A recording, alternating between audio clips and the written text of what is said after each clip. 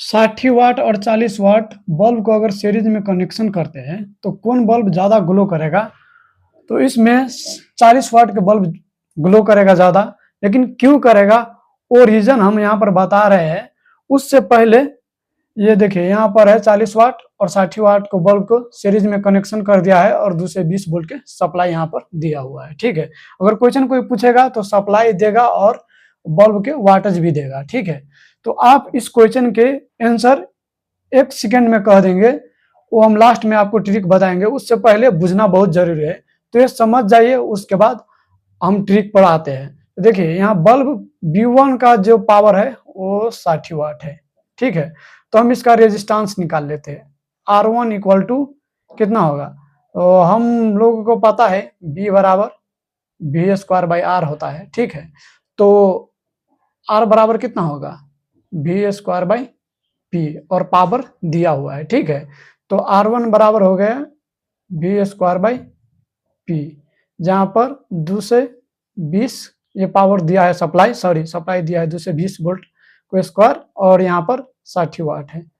तो इसका resistance almost 806 ओम आता है, ठीक है। इसी तरह फिर हम 40 वाट के बल्ब के भी रेजिस्टेंस निकालेंगे।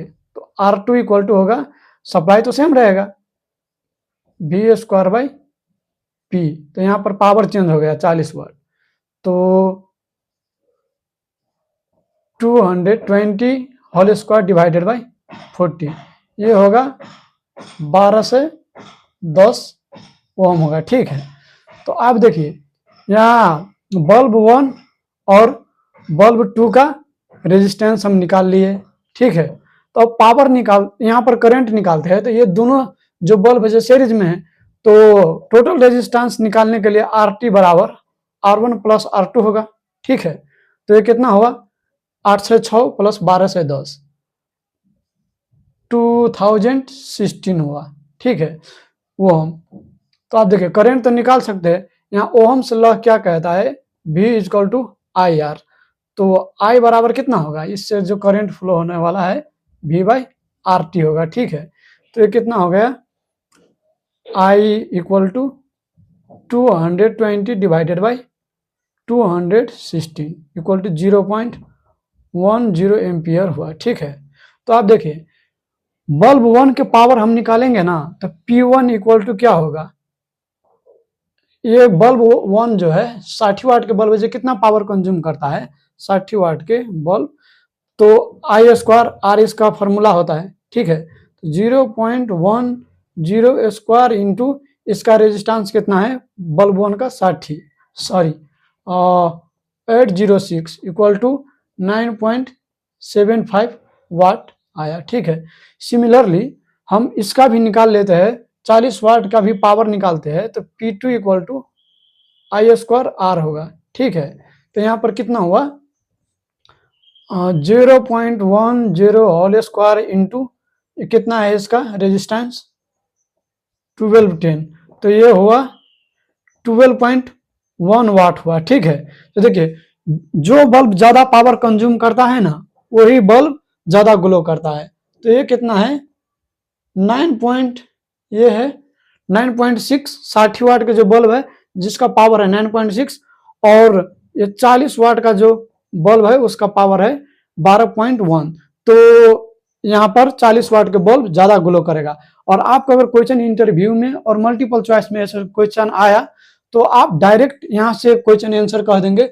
जिसका पावर जो रेटिंग में है वो कम रहेगा, वो बल्ब ज्यादा ग्लो करेगा। तो यहाँ पर ये दोनों में सबसे कम पावर कितना है? 40 है, तो ये 60 है तो 40 है, तो ये बल्ब ग्लो करेगा उससे भी। और ये रीजन आप अगर छोड़ देते हैं आप, और यहाँ रेजिस्टेंस से भी आप पता लगा सकते हैं। ये R1 बल्ब 1 का जो रेजिस्टेंस है वो कितना है? 806 है ओम। और R2 का जो ये दूसरा बल्ब का जो रेजिस्टेंस है 1210 ओम है। तो जिसका रेजिस्टेंस ज्यादा आएगा वही बल्ब ज्यादा ग्लो करेगा। तो देखिए यहाँ से भी आप एक क्लू निकाल सकते हैं, और ये हर एक में अप्लीकेबल होगा, नहीं कि 60 और 40 वाट में, जैसे 60 120 वाट को भी बल्ब दो दे दिया, कौन ज्यादा ग्लो करेगा, तो उसमें से रेजिस्टेंस निकालिए, जिसका ज्यादा रेजिस्टेंस होगा वो लाइट ज्यादा ग्लो करेगा। नहीं तो पावर से, जिसका पावर कम है बल्ब 1 और बल्ब 2 में, तो बल्ब 1 का जो पावर है 60 वाट है, बल्ब 2 का 40 है, तो जिसका कम पावर है वो ज्यादा ग्लो करेगा। एक परफेक्ट आंसर अगर आपको सिलेक्ट करना है तो यहाँ से जो बल्ब ज्यादा पावर कंज्यूम करेगा ना वही बल्ब ज्यादा ग्लो करेगा। तो देखिए 40 वाट को जो बल्ब है जो 12.1 पावर कंज्यूम कर रहा है, और ये 60 वाट को बल्ब है जो 9.75 वाट कंज्यूम कर रहा है, इसीलिए 40 वाट के बल्ब ज्यादा ग्लो करेगा। Thank you.